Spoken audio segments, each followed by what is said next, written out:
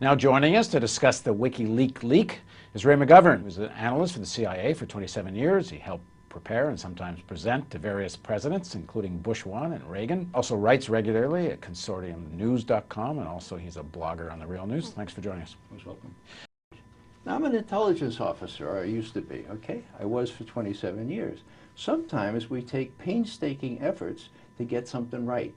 And to my great relief, somebody did that in 2007, and they came to the conclusion that Iran stopped working on a nuclear weapon in the fall of 2003. You've chaired previous estimates, and if I understand it correctly, it's like, what, 17 or 18 agencies? 16 now. 16 yeah, agencies. It used to be 14 when I was on duty, so to speak. Who all give their point of view on the question, and Sure. the question here was, is there a weapons program in Iran? And the majority of the agencies come up with a conclusion. The majority was unanimous, Paul. Unanimous. Yeah. There are no weapons program that we know of in Iran. It was an incredibly sensitive estimate because the president and vice president were going around the world saying Iran was about to get a nuclear weapon.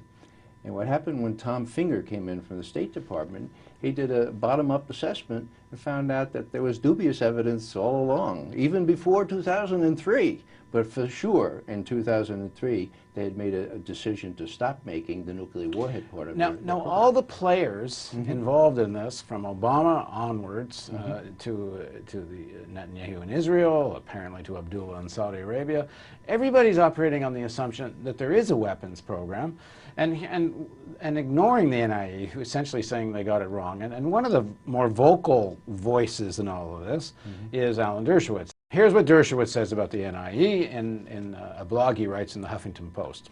Under George Bush's watch, the United States issued its notorious national security estimate of November 2007, which essentially denied that Iran was seeking to develop nuclear weapons. And then here's the key sentence. According to Dershowitz, this report was known to be false at the time it was issued, since American intelligence became aware of the nuclear weapons facility at Qom before the report was issued. Does he say what the nuclear weapons facility at Qom? He says the intelligence agencies had become aware of the nuclear weapons facility that's a lie. at Qom. There is no nuclear weapons facility at Qom. That we know of. There's no evidence of it. No, you know, I'm sorry, but I don't do faith-based intelligence, you know. I do evidentiary intelligence, and when there's evidence, I weigh it and I come to a conclusion, and that, to my great relief and my great pride, was done in 2007.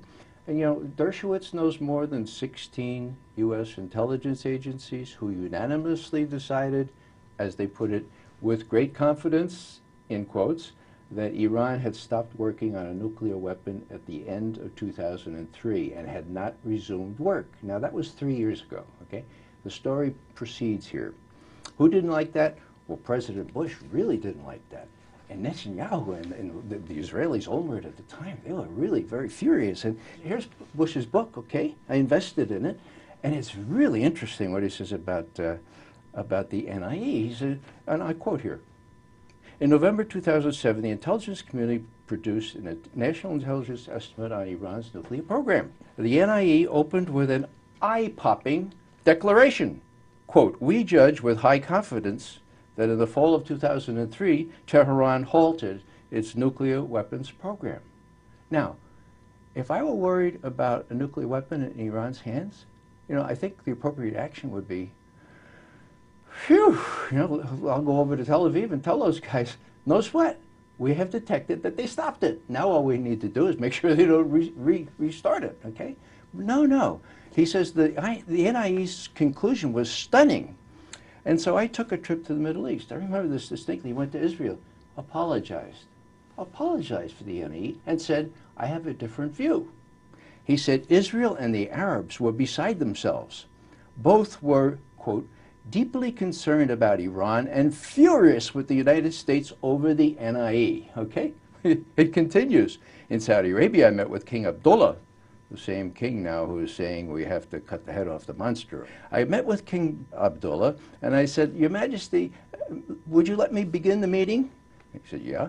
I'm confident that every one of you thinks that I wrote the NIE as a way of avoiding war with Iran, but it was not the case. Not the case. I had no control over it.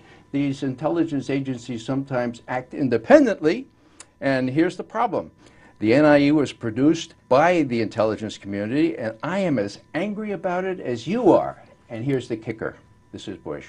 Quote, after the NIE, how could I possibly explain using the military to destroy nuclear facilities of a country the intelligence community said had no active nuclear weapons program? Big problem, okay? Now what was all this about? Well, Cheney and Bush were about to do that in the following spring. Cheney admits it. He says, you know, I was not in the majority here and I was overruled finally, but yeah, we were going to go after Iran. So let's go back to Dershowitz's comment. This is one of the first times I personally have seen so clearly articulated why, and Dershowitz is often considered someone who speaks or certainly has good connections with the government of Israel, why they think the NIE wasn't correct. This idea that they knew there was a nuclear weapons facility in Qom.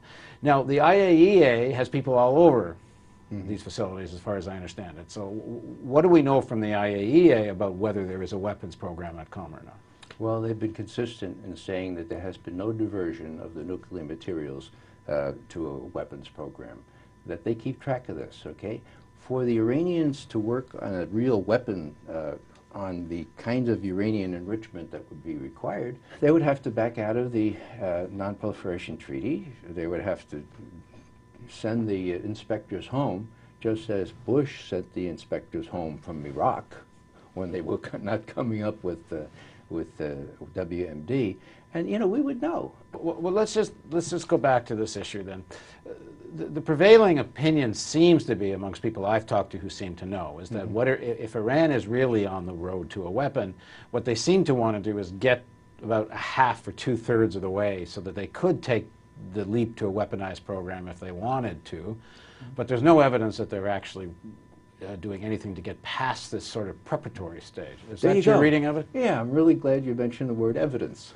That's what we work with. That's what's our bread and butter, okay? Now, people say, don't you think Iran would like to have a nuclear weapon? Don't you believe that they would? And I say, of course I believe that. But I don't do faith-based intelligence, okay? I had a big argument with a correspondent just earlier today. Surely Iran wants a nuclear weapon. Yeah, that's right. Well, they're working on it, aren't they? So where's your evidence? Oh, I talked to so-and-so, I talked to so-and-so. These same fellows that want to cut the head off the beast or the serpent. And, you know, it really is quite amazing that nowhere in the New York Times, Washington Post, or any of the what I call the fawning corporate media is mentioned this fact that there is this estimate out there that a update was commissioned more than a year ago, that the draft has been languishing because the Israel lobby doesn't want to risk the chance that this estimate too would leak. And now this is a really important point here, because you've said that there's another NIE already prepared. Yeah. And you know this from intelligence sources. I know somebody who's seen the draft. And the NIE, the new one, comes to more or less the same conclusion as the previous one, that there's no weapons program that they're aware of. No change. Thanks for joining us. Welcome.